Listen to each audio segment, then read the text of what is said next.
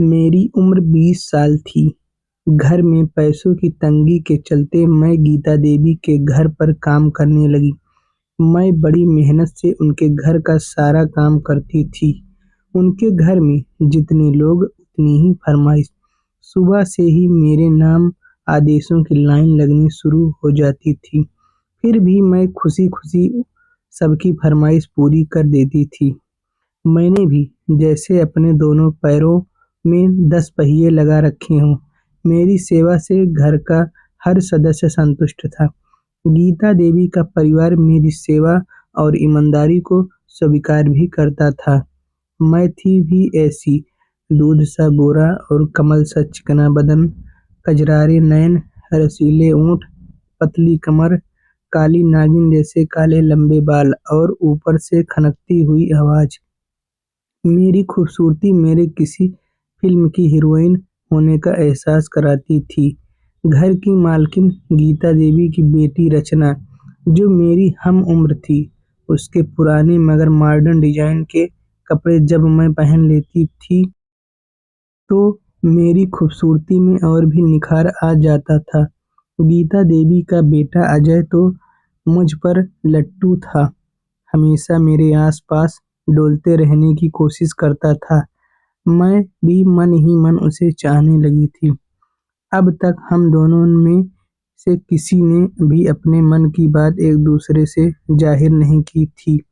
घर के दूसरे कामों के अलावा गीता देवी की बूढ़ी सास की देखभाल की पूरी ज़िम्मेदारी भी मेरे कंधों पर ही थी। दरअसल गीता देवी एक कॉलेज की प्रिंसिपल थी। उन्हें सुबह 8 बजे तक घर छोड़ देना पड़ता था। बड़ा बेटा अजय और बेटी रचना दोनों सुबह 9 बजे तक अपने-अपने कॉलेज के लिए निकल जाते थे। गीता देवी के पति रमन जी का खुद का बिज़नेस था। उनके मिलने वालों के चाय-नाश्ते का इंतज़ाम भी मुझको ही देखना पड़ता था। मैं सुबह के 7 बजते-बजते उनके फ्लैट पर पहुँच जाती थी। पूरे 10 घंटे लगातार काम करने के बाद शाम के 6 बजे तक ही मैं अपने घर लौट पाती थी। एक दिन मैं गीता देवी के घर पर अकेली थी। बूढ़ी अम्मा भी किसी काम से पड़ोस में गई हुई थी। घर का सारा काम निपटा कर थोड़ा सुस्ताने के लिए मैं जैसे ही बैठी, दरवाजे की घंटी बज उठी। मैंने दरवाज़ा खोला तो सामने अजय खड़ा था। घर में और कोई नहीं है क्या? अजय ने अंदर आते हुए पूछा। नहीं, मैंने छोटा-सा जवाब दिया। कमरे में खुद के अलावा अजय की मौजूदगी ने मेरे दिल की धड़कनें बढ़ा दी थीं। मैं अपनी नज़रें चुरा रही थी। उधर अजय का दिमाग मुझको अकेला पाकर बहकने लगा था। अजय ने अपने कमरे में जाते हुए मुझको एक गिलास पानी देने के लिए आवाज़ लगाई। मैं पानी लेकर कमरे में पहुँची।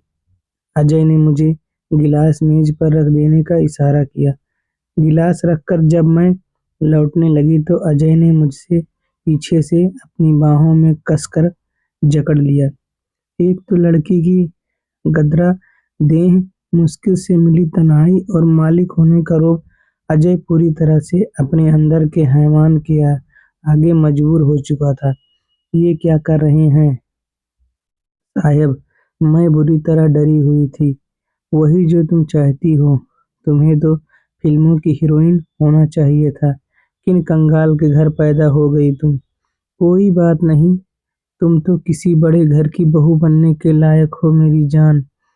मैं तुम्हें बहुत प्यार करता हूँ। मैं तुमसे शादी करना चाहता हूँ। फिर अजय ने मुझे बिस्तर पर गिरा दिया और मेरे जिस्म पर सवार होने लगा। मुझ पर ताकत का इस्तेमाल करते हुए अजय बड़ी बेशर्मी से बोला, पहले अपनी जवानी का मज़ा चखाओ, फिर मैं तुम्हें अपने परिवार की बहू बनाता हूँ। लेकिन शादी के पहले यहाँ सब करना पाप होगा। मैं गिड़गिड़ाते हुए बोली, पाप पुण्य का हिसाब बाद में समझना बेवकूफ़ लड़की। पहले मैं जो चाहता हूँ वह करने दो। अजय की वासना आग में पूरी तरह दहक रहा था। इसके आगे वह कोई हरकत करता। घर का दरवाजा खटखटा कर खुला। सामने गीता देवी खड़ी थी। अपनी माँ को देखते अजय पहले तो डरा, फिर पतरा बदलकर पलंग से उतर गया। मैं भी उठ खड़ी हुई। यह सब क्या हो रहा है? गीता देवी चीखते हुए बोली। देखिए न मम्मी, कैसे बदचलन लड़की को आपने घर में नौकरी दे रखी है। अकेला देखकर इसने मुझ जबरन बिस्तर पर खींच लिया। यह इस घर की बहू बनने के लायक सपने देख रही है।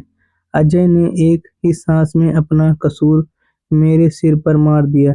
नहीं मालकिन नहीं, यह सच नहीं है, कहते हुए मैं रो पड़ी। देख रही हैं मम्मी, कितनी ढीठ है यह लड़की।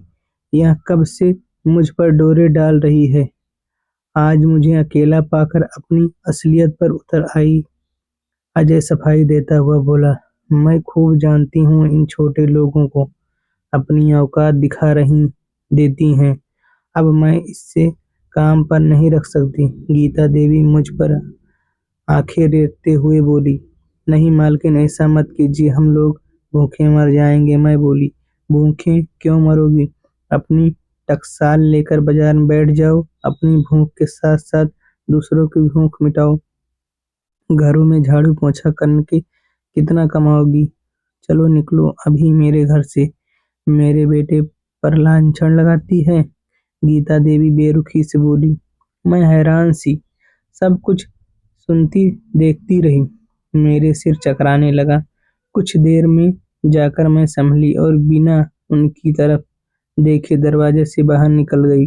घर आकर मैंने रोते रोते सारी दास्तान अपनी माँ को सुनाई। मेरी माँ हैरान रह गई। माँ, इसमें मेरी कोई गलती नहीं है। सच है कि मैं मन ही मन अजय बाबू को चाहने लगी थी, पर इन सब बातों के लिए कभी तैयार नहीं थी। वह तो ऐन वक्त पर मालकिन आ गई और मैं बर्बाद होने से बच गई। मुझे माफ कर दो माँ। मैं रोने लगी। माँ ने मुझको खींचकर गले से लगा लिया। मैं काफी देर तक माँ से लिपट कर रोती रही। रो लेने के बाद मेरा जी हल्का हो गया। मैं लुढ़ते लुढ़ते बची थी। इसके लिए मैं मन ही मन गीता देवी को धन्यवाद भी दे रही थी। ऐन वक्त पर उनका आ धमकना मेरे लिए वरदान साबित हुआ। मुझको अब अपने सपनों के टूट जाने का कोई गम नहीं था। मेरे सपनों का राजकुमार तो अंदर से बड़ा ही बदसूरत निकला था। महीने की पगार की आस टूट गई तो क्या हुआ, इज्जत का कोहिनूर तो बच गया। वह अगर लौट जाता तो किस दुकान पर वापस मिलता। इतना कहकर मेरी माँ ने इत्मीनान की लंबी सांस ली। कुछ खोते खोते हुए बच जाने का संतोष मेरे चेहरे पर भी दिखने लगा था।